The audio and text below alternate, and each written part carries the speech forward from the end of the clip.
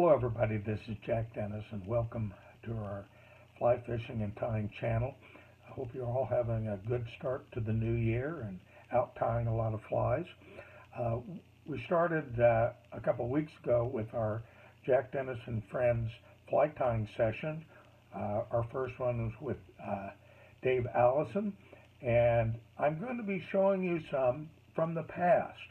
One of the things I've been involved with my fly tying career is setting up fly tying theaters and been involved with the many conclaves that fly fishing groups and clubs have over the country. And they really highlight tyers that you may not have ever met. And one of the best ones is one in Idaho, both the Western Idaho Expo and the Eastern Idaho Expo, which is in Idaho Falls. They've been doing these fly tying get-togethers for a long time. We're talking over 30 years. So I want to do some highlights from some that I filmed in 2009 and 2010. And you'll get a chance to meet some names you know, and maybe some names you didn't know. And one of the nice things about tying at these expos is all the excitement and sounds of people going around telling lots and lots of fly fishing stories. Most of them may be exaggerated. But one of the nice things about the theater is you get a chance to listen to the tyers talk about their experiences and answer questions. I think you're going to enjoy them. We're going to start this week with several. We'll try to give you the most information. And I know some of you are going to say, wow, you know, I don't know about the materials. Well, these are really uncut. So, you know, you do your best on figuring it out. But I think you're going to enjoy the interaction with the crowd and with the tyers. And really uncut and I think extremely fun. Let's get going.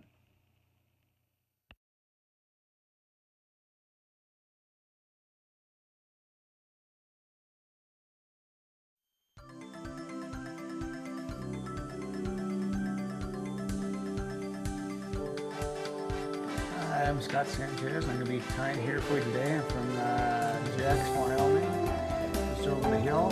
And we're going to experiment with a few different things, show you a different type of glue fly, the Gorilla Glue fly, which I've been playing around with. There's a couple different types of Gorilla Glue, and most people have used them. It's a typical glue fly, so you may need to put in a rotisserie, so I've used some clips to kind of help that out. I'm using my disposable bodkin and toothpick to kind of mix the glue up. And the catalyst for Gorilla Glue is moisture. There's two types of basic Gorilla Glue. The standard, you know, honey-colored stuff that most people are familiar with. It's the longer setting, kind of dries to like almost a light out color. And then there's also a quicker drying version also. You need to mix the glue. I have another pictures of you doing that, so don't worry about that. I'm going to use a plastic piece of container, then you could use a hook box, use different things, something plastic to mix it on. This will be an ant pattern I tied on a standard dry fly hook at Dyriki 320, standard dry fly. Do a fairly big one. This material clip here can help me turn it. I'll use a rotisserie. If you're really quick, you can actually do it by hand too, especially with the white Gorilla Glue, which is a quicker set Gorilla Glue. I just made these little clips out of alligator clips with a pin stuck in it and crimped. Flex Coat actually makes one like that for their fly dryer as well. And it's a lot easier to hold on the fly like that than it is to try to hook one of those into a rotisserie. If you want to do them by hand, you can simply just turn them in the vise with quick set stuff.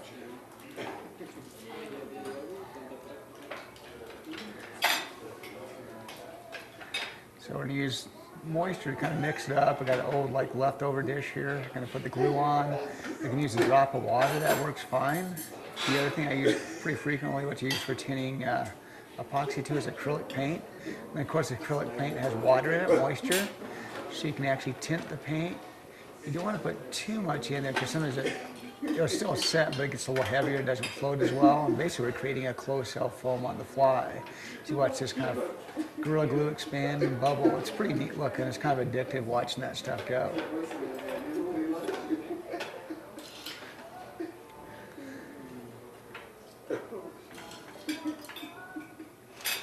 And then I'm using an eyedropper bottle for putting the water on. You don't need very much water at all. With the quick set stuff, you can kind of do one fly at a time if you want. With that slower set, standard Gorilla Glue, you can maybe get 3 or 4 flies in a rotisserie possibly. This is acrylic paint here. It says it has some moisture in it. And just a tip of your toothpick in it will pretty much do it. Black stuff tends to stay pretty black when you mix it. A lot of the other colors will become lighter as the glue expands. Kind of your ratio of pigment to glue changes as the glue expands. So, see, if I want tan, I might use a darker brand to start out with, and then sometimes the red stuff will come out more pinkish color when it's set.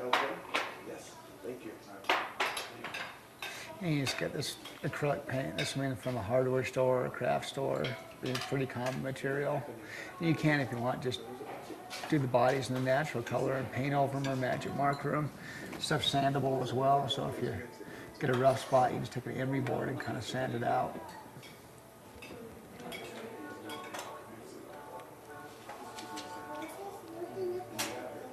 Probably mixing it, aren't you?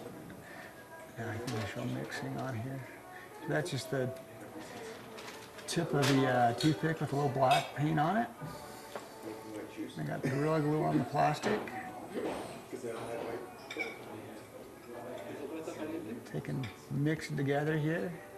Mix it till it's thorough. And you'll actually fairly soon see it starting to kind of coagulate or gel a little bit. Just kind of did that so you could kind of see how it goes up close.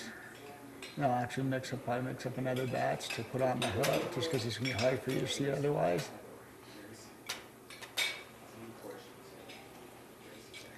You probably can start seeing it starting to thicken up a little bit. So I got my alligator clip there. You don't need very much. The trick of this stuff is use less just because it expands, shoot up to, they say 3 or 4 times its size. Somebody thinks 4 or 5 times its size. That little teeny bit there will make a full-size ant. I'll do this, actually have some bodies that are pre-made so you can kind of see the tying, the thread sequence rather than just the glue sequence.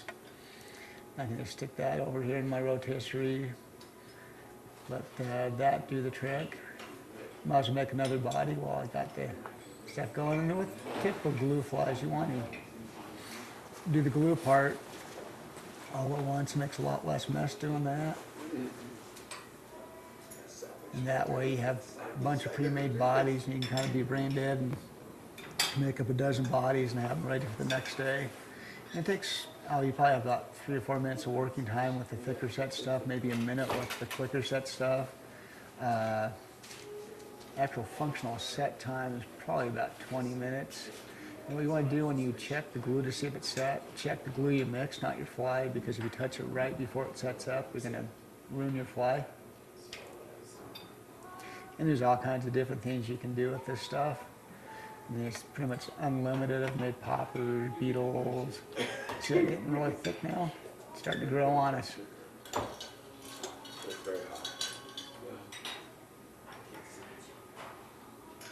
Getting close to the end of the working time there. This is possessed.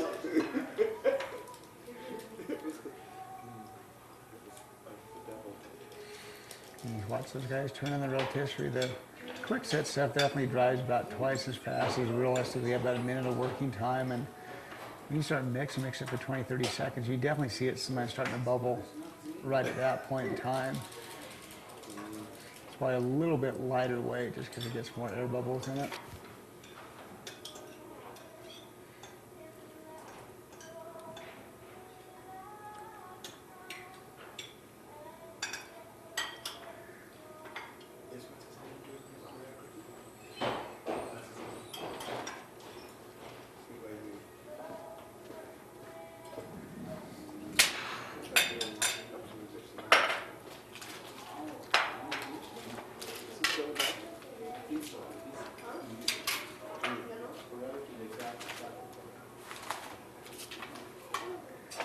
This is a water with the quick set stuff. That's almost a little bit too much water. I'll scoot some of that off. And I'm just going to do this so you can kind of see how quick this stuff goes. You know, go from kind of clear to almost start turning white pretty quick. We've already starting to lose a little bit of its transparency as you mix it. You can see that stuff's already starting to grow. This looks like the killer stuff for growing felt soles on your wading shoes too, because you can never get the moisture out and water's a catalyst. And still the dry compartment's my drift bow, which had never been dry, and actually same thing, always got moisture, and this actually works pretty well for that stuff too, so kind of cool stuff.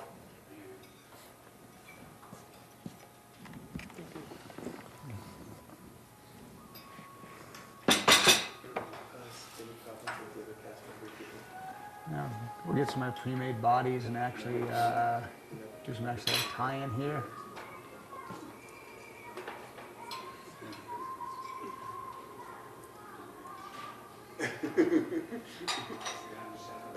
As I get the other camera, I can throw some stuff in on that. There's some bodies I made earlier in the day when I was doing the tie-in demo.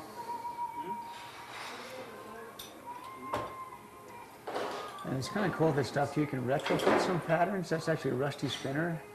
Took some paint and some Gorilla Glue and put a little micro drop on top of the spinner and expanded it out. So you got a little indicator. So those flies that you used to be able to see, you can actually kind of retrofit them for that purpose too, which is kind of neat.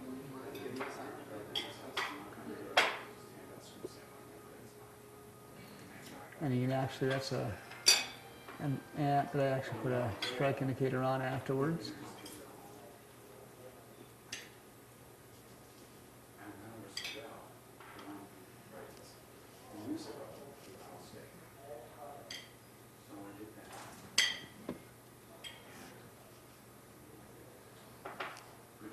You do poppers, I've done frogs, you can do all kinds of crazy stuff with this stuff.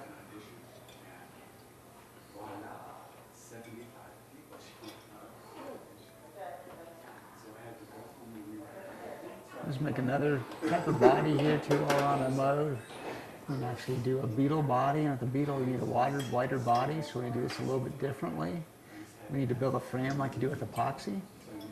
So I'm going to start my thread here to build this frame. And we'll use some monofilament. You can use rubber legs, you use crystal flash if you wanted to for this.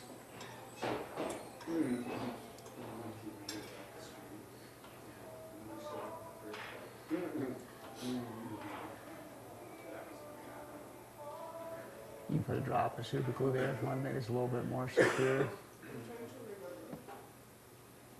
I'm just going to use some old junker tip of material that kind of make a little open frame.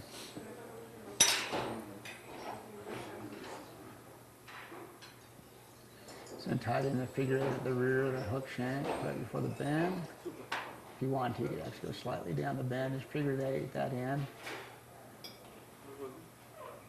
Pretty simple. You can adjust it a little bit. You want it to sit on top, because basically glues until we're going to go where that monofilament frame grows.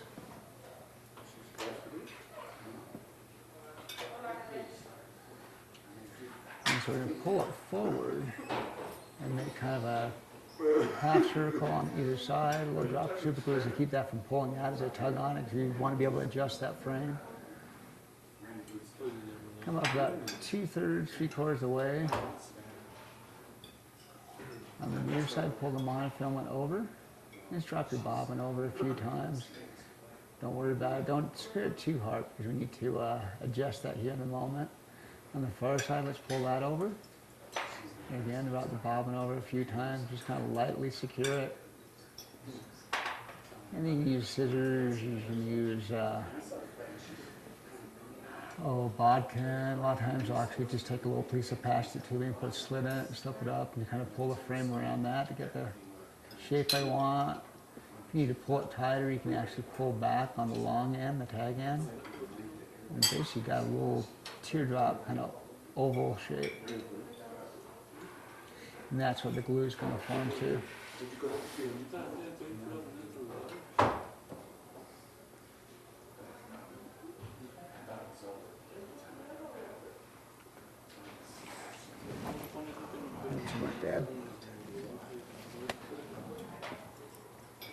Shoot, ran out of power. Okay, stop. Okay.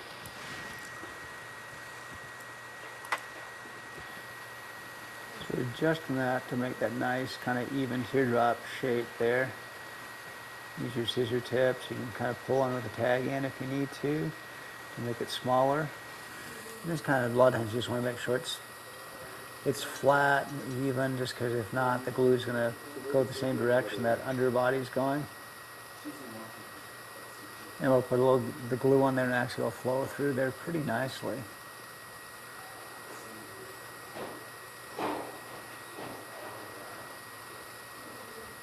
That looks pretty good. So I can finish securing that. And since I have those little tag ends, I might use those for kind of like little antenna or horns, whatever you want to call them. So kind of separate them, figure 8 wraps, make a few wraps in front. And we'll be able to trim it down here in a minute.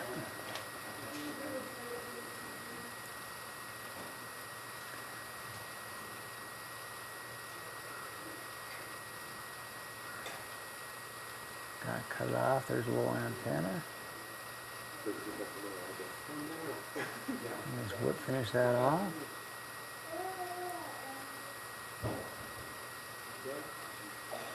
And there's the frame for the glue.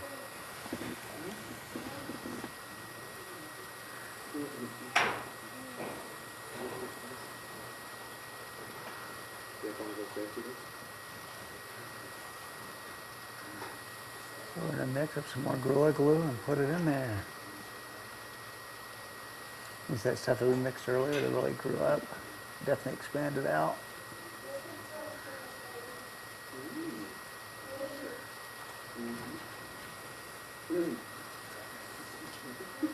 This is the one I did earlier. You know, I actually put like the indicator through the middle of it, which is a little trickier, but it can be done. That's actually black. They painted it with some green nail polish, metallic green, so it's kind of that Japanese beetle look.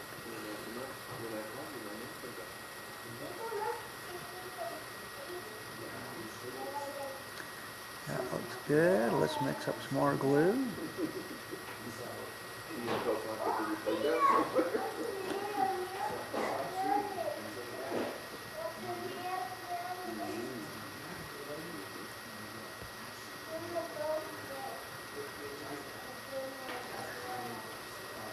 Gorilla Glue out and some more paint.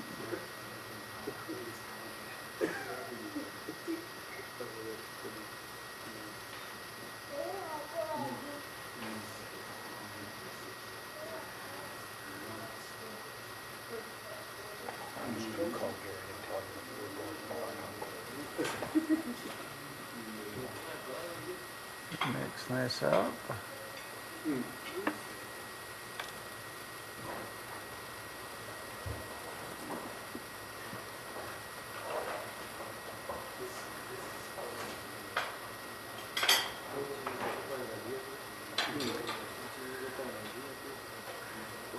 The ladybug. It doesn't take much at all. I kind of recede the back, but just barely fill up that frame is all you need. And as soon as I kind of got filled up, I'm going to want to flip it over, let gravity do some of the work, just kind of coat that lightly. Don't want too much in there. There's a little bit of drip down, which kind of makes it a little bit of a shell back. You can coat that kind of head area. Get a little head on the guy.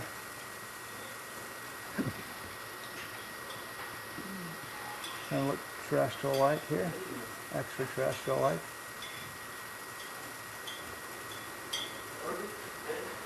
If you want, you could put it in a rotisserie. You don't necessarily need to. You just kind of let it hang there, and it's going to start. I mean, it's actually starting to bubble up now a bit.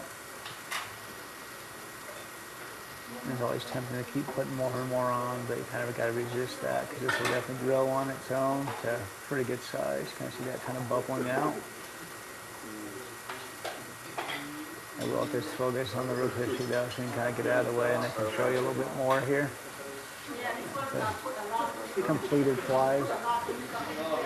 So that's a pre-made body, right? See how well that expanded? That went from nothing to very large, and it's probably still a little bit tacky. So we'll dig out another body.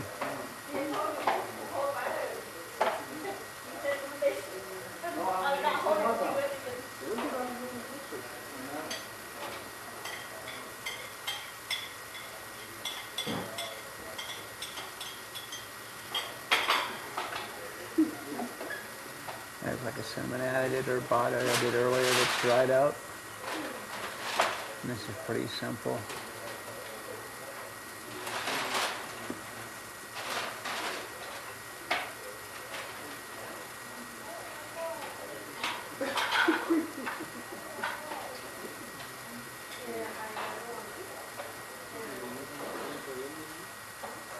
Nail polish here to kind of secure my thread.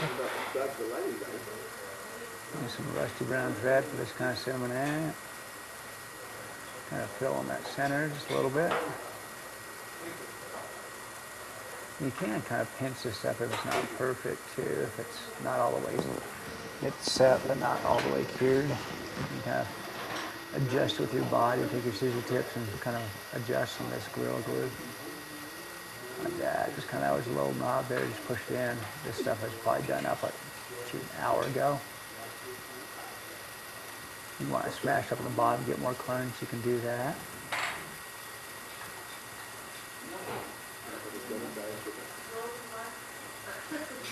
I'll probably start off with an indicator on here.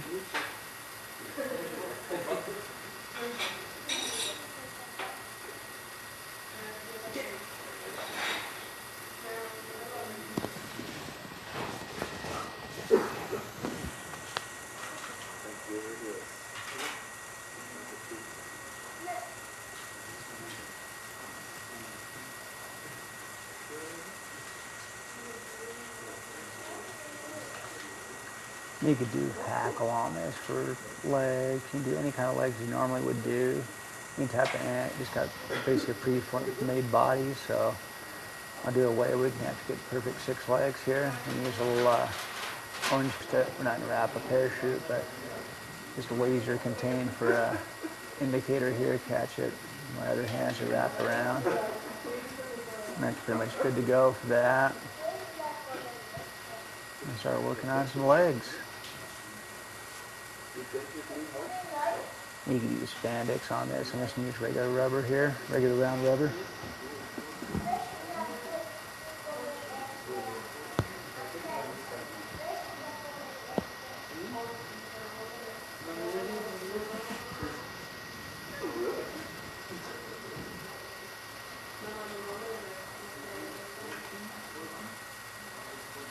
I'm going to tie this in along the whole middle of the body. Kind of call it like a lazy X, kind of X profile, but with space in between. So that's the 2 legs on the near side. Okay, you go on the far side and just kind of pinch it on there, hold it in place. So it kind of mimics that size. So you got another lazy, kind of a lazy X going in. And then we make a perfect 6-legged ant anatomically correct. This one will figure 8 in. So it sits right in the center.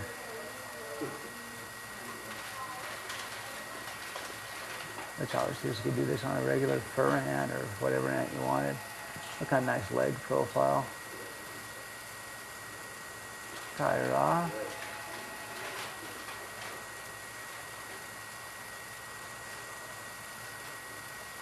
Adjust it a little bit if you want, kind of tweak on it. Kind of trim it to length there. My ant leg's going to be kind of long, so I'll kind of leave them a little long. They float a little bit better, a little more motion. And kind of adjust them down to whatever you want there. And pretty good flotation, that close cell body. I'll trim the indicator down, and there's your Gorilla Glue cinnamon ant.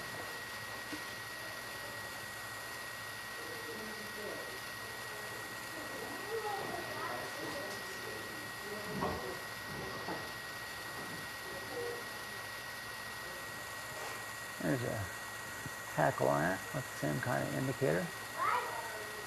And you're pretty much unloaded on how you want to finish your ant off. You can do flying ants, obviously. Not too hard to do.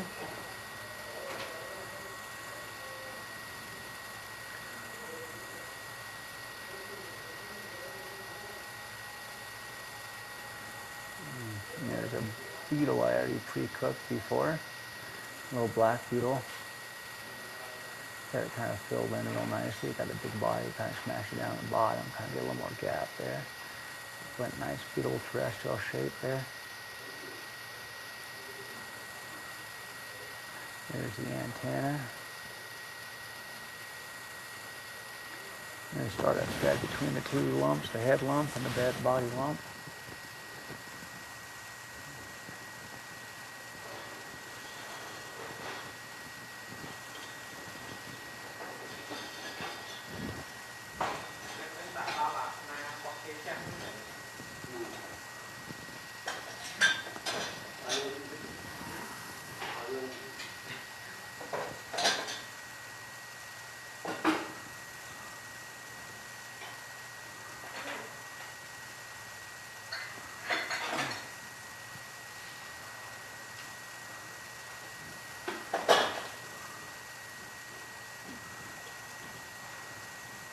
And I'll do a foam indicator on this guy, just kind of Chernobyl style indicator, I guess.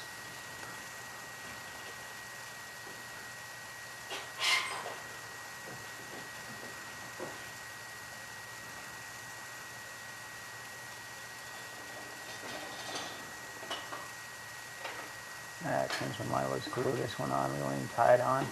Can use a little bit of super glue to secure it on there. Don't need much at all. We got some super glue onto the plastic box there. And we'll rub a little bit on top of the body and stick on the indicator.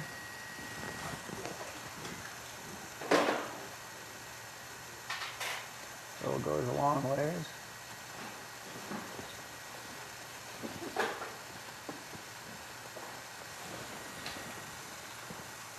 Pinch it down and away we go. There's the glue on the indicator. You can always trim it and adjust it a little bit.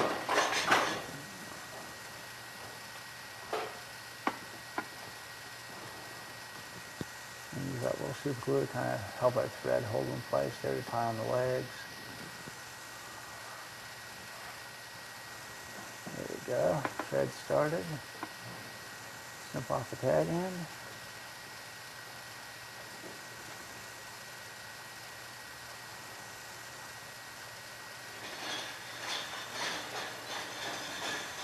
Pretty simple, just basically your standard X legs, one on each side.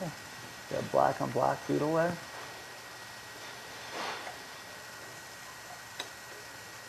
And you're pretty much done. Wet finisher, tie it off. And help you get a bunch of these pre-made bodies and just kind of crank them out. And the legs to desired length.